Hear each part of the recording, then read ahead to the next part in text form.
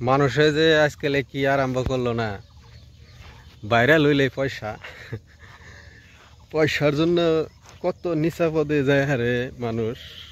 তার মানে কামাই করে খাইতে মানুষের যে কি যে মুশকিল লাগে না, কারণ ফ্রিতে খাওয়া আর কামাই করে খাওয়া, কেরা চায় কাম করে খায়। নিঃসন্দেহে তুই ঠিক কথা বলেছিস। যদি একটু জাহি লড়াচড়া দিলেই দৌড়াদৌড়ি পারলে যদি ভাইরাল হন যায়, গেদা মানুষ আজকালের বহুত বুধাই আছে।